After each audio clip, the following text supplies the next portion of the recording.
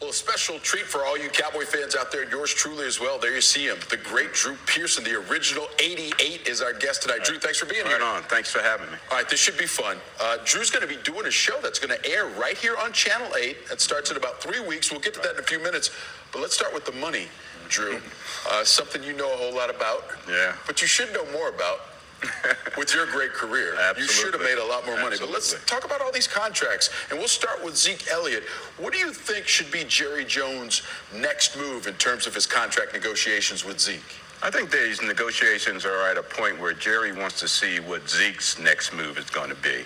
Now that he's back from Cabo, he's back in town, he's around his buddies again, he's sniffing football, it's getting in his blood, he's starting to miss even practice, you know. Right. That's how much you miss the game. So let him fester on that a little bit and then let them come back with a move and let Jerry react to that move.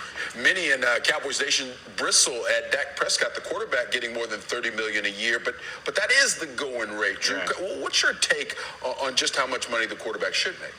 Well, you know, as you said, that's the going rate. That's the value of a starting quarterback in the National Football League. And the playoffs 2 to 3 years, winning seasons, the record speaks for itself, a playoff victory. So let's keep building on that. That kind of person leading your team. He's a Roger Staubach. He's a Troy Aikman. He's a Danny White. He's a Tony Romo as far as the personality and their leadership abilities. I think I know where you're going to go with this, but let me go ahead and ask it directly. Have you seen enough development from Dak to convince you that he can lead this team to a Super Bowl victory? Absolutely. Dak can throw to me anytime. I don't say that about all quarterbacks, right. Okay?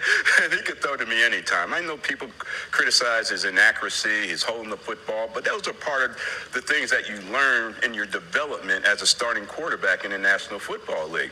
You wait 3-4 more years, Dak ain't going to be doing those same things he's doing now.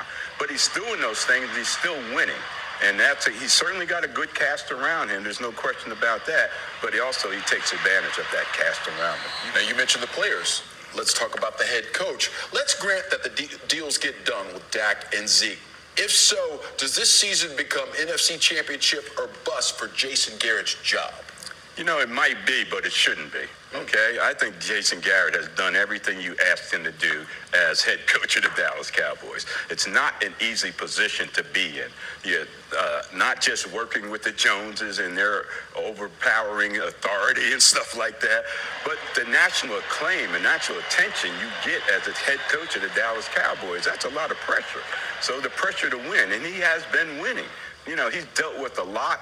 And I think, you know, it's kind of like Tom Landry. Everybody wanted to fire Tom Landry, you know. Then he got to that point where he turned it around.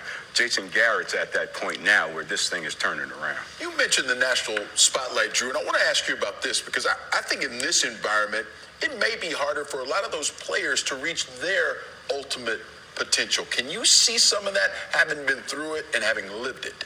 I hope not. You know, I hope they didn't embrace it. You know, we embraced it. You know, we wanted to be America's team. We wanted to play the Monday night games, the 3 o'clock kickoffs, and all the Thanksgiving Day game. We embraced that. These players need to embrace the fact that they're Dallas Cowboys and this attention because, like Cole Beasley going to Buffalo, what have you heard about Buffalo since he's been there? Nothing.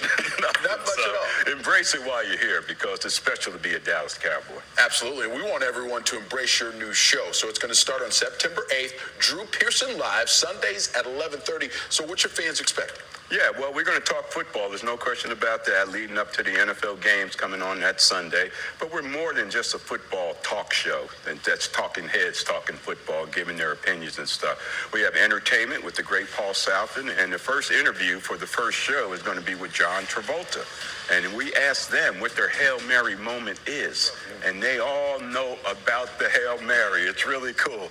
And we even got our own band, the Drew Pearson live band, led by Darren Wise and D. Paul, and we be jamming too. We'd be doing the show, but we be jamming along with it. See, Drew knows what he's doing. Because I always wanted a house band. You got to have a house band. You know, Jay Leno and all these guys, yes. You know, they got house bands, and so why not have a house band? But that makes the show a little unique and a little different, and we're so blessed to have the opportunity to be on Channel 8, and we're going to live up to the quality production Channel 8 expects. Well, let me tell you something. We're glad to have you. Hail Mary moments. Can't wait to see him. Can't wait to hear all of your insight. And we thank you for the insight tonight. It's the great Drew Pearson. Thanks so much. You got it. Thanks. All right. Keep it right here, folks. We got to call a timeout.